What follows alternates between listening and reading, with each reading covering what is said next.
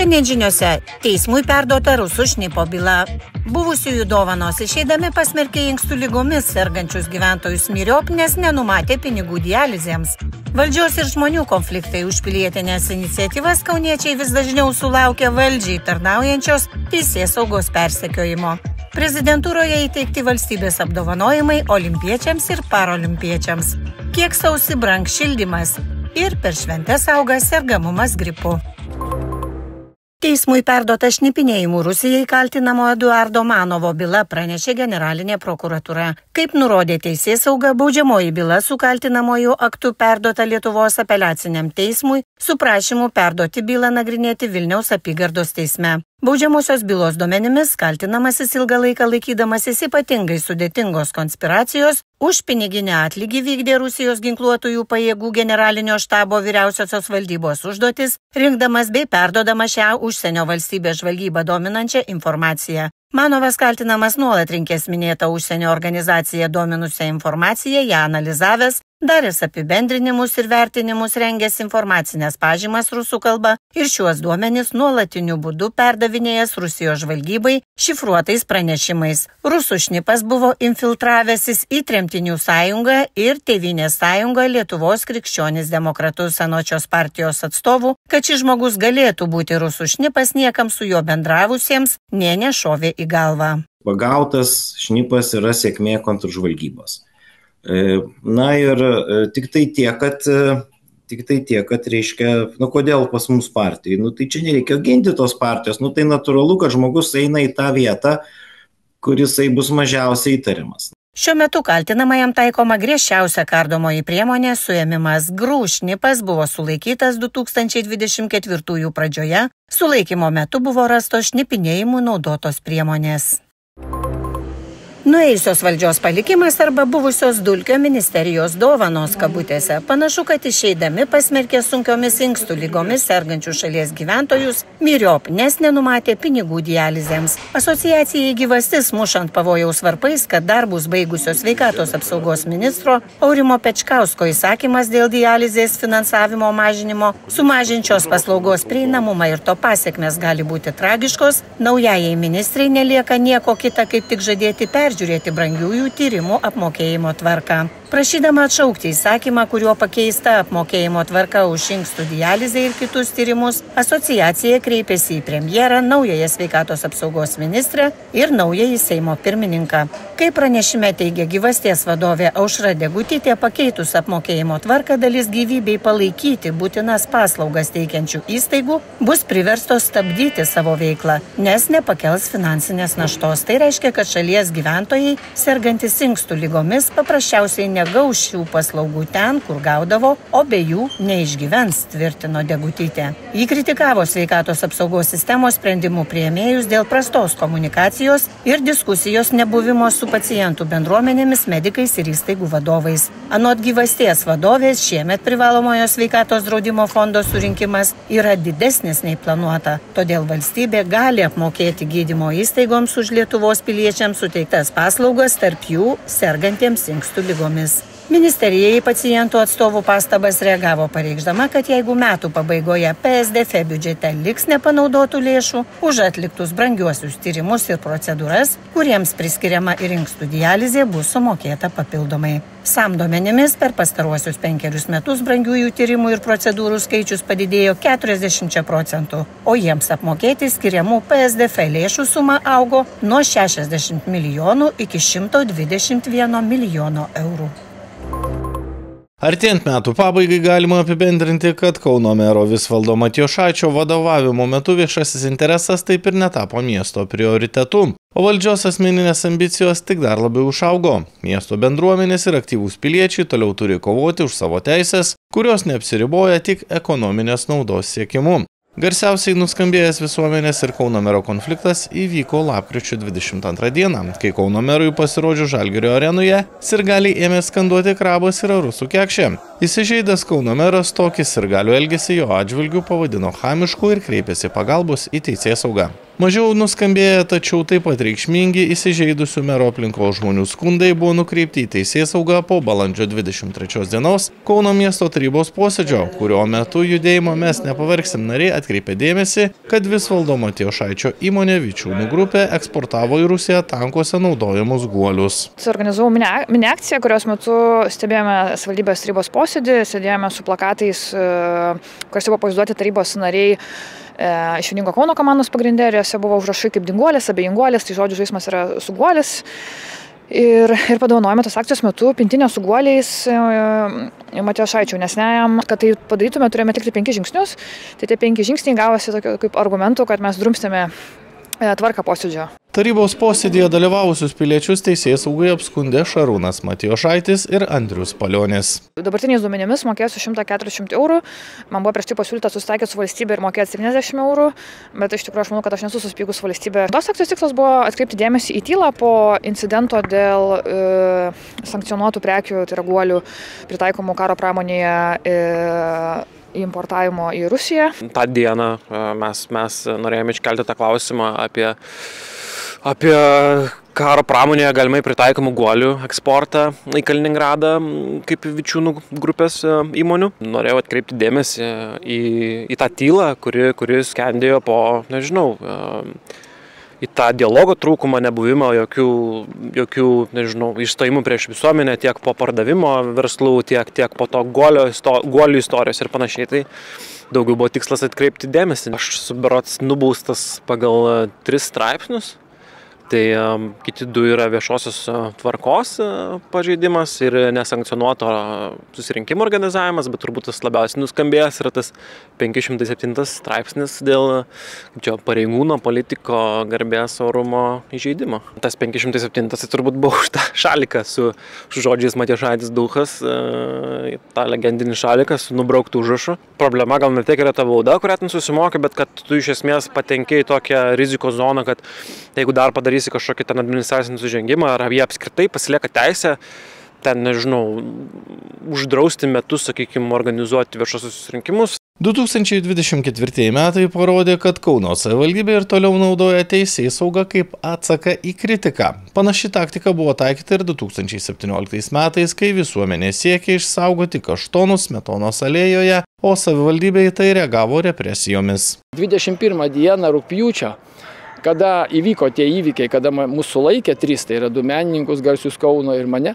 aš jau išvakarėse žinojau, kad yra duota komanda sulaikyti asmenys. Nes Kauno miesto savivaldybės administracijoje posėdyje Šiliauskas, davė, jau pasakė, kad Dambrauskas, kuris trukdo medžius kirstis, turi būti sulaikytas tam tikram laikui. Ir aišku, tai viskas įvyko. Mes atvykome 7 valandą, aš atsisėdau toje vietoje, atsinešiau net kompiuterį, atsisėdau po medžiu, pareigūnai iš tikro atvyko, nustatytų laikų, 7:30, ir jie pasakė, kad šita teritorija bus aptverta. Mes sakome, kad mes esame zonoje, kuri nėra aptverta, tai jie vis tik tai ėmėsi fizinių veiksmų ir tokiu atveju visi mes susikibom prie tų medžių, o jie juos visus drastiškai iš šonus išdraskė. Jie mus išnešė, sunešė į policijos automobilį, nuvežė į policijos komisariatą, ten susirinko daug žmonių, jie mūsų laukė, kol mus išleido po 4 ar 5 valandų. Dėl šito įvykio buvo pradėta 3 administracinės teisenos.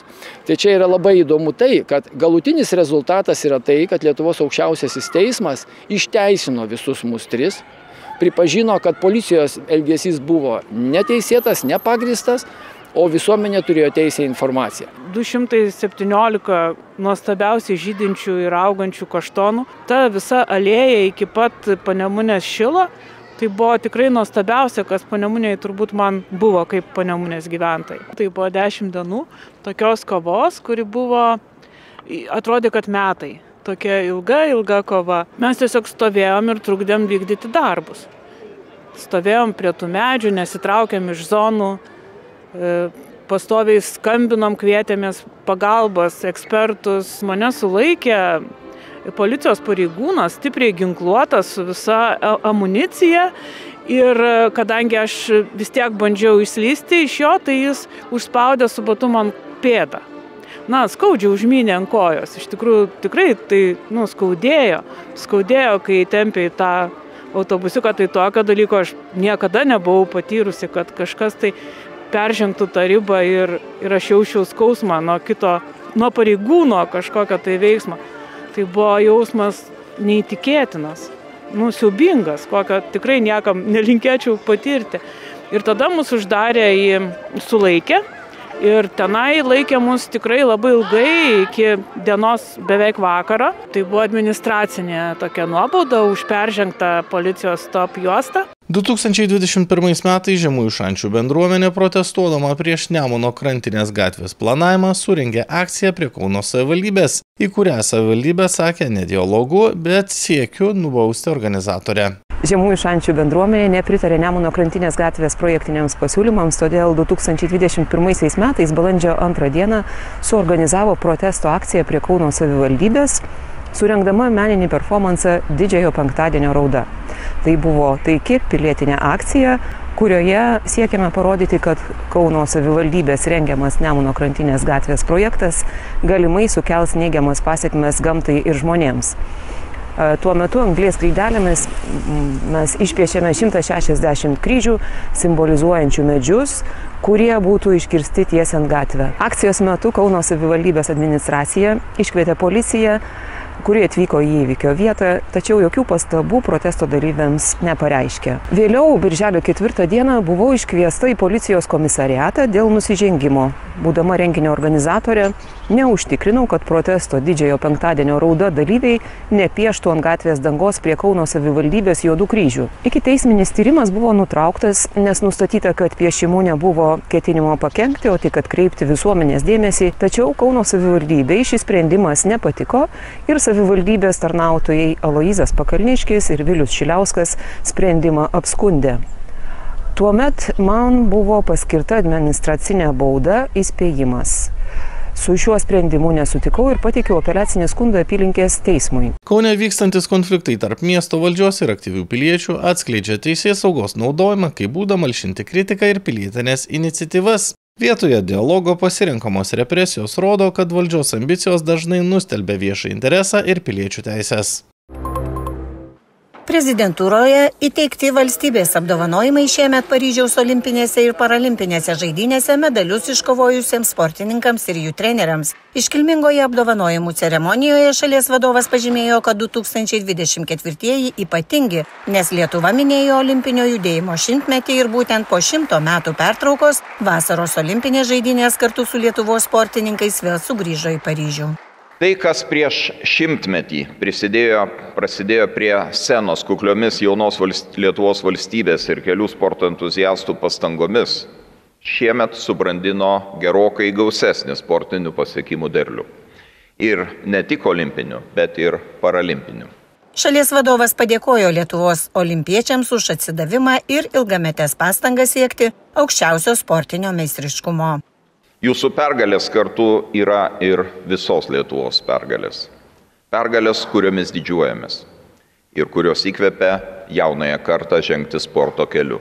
Apdovanotosius olimpiečius ir paralimpiečius bei jų trenerius pasveikino ir pirmoji ponia Diana Nausėdienė. Didžiausias kiekvieno olimpiečio nuopelnas yra jūsų vertybės ir žinia, kurią jūs siunčiate Lietuvai ir pasauliui. Juk tobula technika be garbingos sielos tik technika. Tik titaniškai dirbantis yra vertas titanų kovos. Pergalės lygiuojantis į pačius pajėgiausius šioje planetoje ateina tik per nuolatinės pastangas, tobulinant savo asmeninės savybės. Todėl šiandien Lietuvos Respublikos prezidento rūmuose dar kartą pagerbėme stipriausius Lietuvos sporto ir olimpinės dvasios atstovus, kaip pasaulio sporto bendruomenės elitą, jau pasiekusi Olimpą. Prezidento dekretu už aukštus sportinius pasiekimus ir Lietuvos vardo garsinimą pasaulyje Lietuvos didžiojo kunigaikščio Gedimino ordino karininko kryžiumi apdovanoti disko metikas Mykolas Alekna, breiko šokėja Dominika Banevič Dziudo imtynininkas Osvaldas Bareikis ir kluotoja Viktorija Senkutė, Lietuvos vyrų trijulių krepšinio rinktinės nariai Evaldas Džiaugys, Gintautas Matulis, Aurelijus Pukelis, Šarūnas Vingelis. Lietuvos didžiojo kunigaikščio Gedimino ordino riterio kryžiumi apdovanoti treneriai Mantas Jusis, Algis Mečkovskis, Dainius Novickas ir Karolis Sunklodas. Dar 2025 neprasidėjo, o jau bliūkšta pažadai neva nebrangs šildymas. Vidutinė centralizuoto šilumos kaina Lietuvoje sausį sieks 7,95 cento be PVM už kilovatvalandę. Beveik 3% daugiau nei gruodį, skelbia Valstybinė energetikos reguliavimo taryba. Tarp 5 didžiųjų miestų mažiausiai mokės Šiaulių, daugiausiai Kauno gyventojai. Net 8,2 cento be PVM arba 4% daugiau nei gruodį. Panašiai šiluma kainuos ir sostinėje. Brangiausiai centralizuota šiluma Lietuvoje sausį tieks bendrovė Lazdijų šiluma, pigiausiai Utenos šilumos tinklai.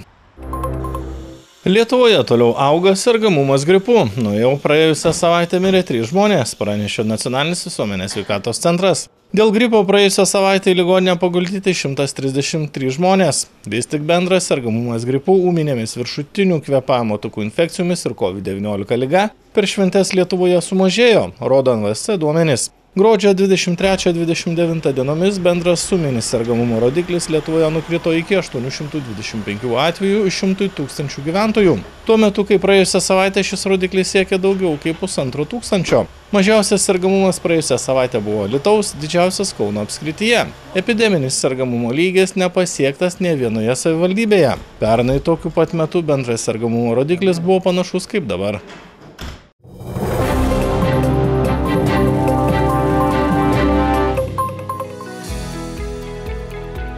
Pirmoji naujųjų metų diena atneš kiek daugiau sniego, ypač naktį, sako sinoptikai. Ties Estiją susisukęs nedidelis ciklonas užtikrins gausybę kritulių, sniegą, šlapdribą, dieną pereinančius į lietų. Pietvakarių vėjas pūs 15–20 metrų per sekundę stiprumo, pajūryje dar stipresnis iki 25 metrų per sekundę. Saulei tekant oras vės iki 0,4 laipsnių šilumos, dieną sugrįš jau tradiciniai 3–7 laipsniai šilumos. Rygoje šlapdriba keis lietus, oras šils nuo 1 iki 5 laipsnių, sniegas, šlapdriba, lietus, o vėliau ir vėl šlapdriba numatomi Taline. Oro temperatūra nuo 1 šalčio iki 5 šilumos.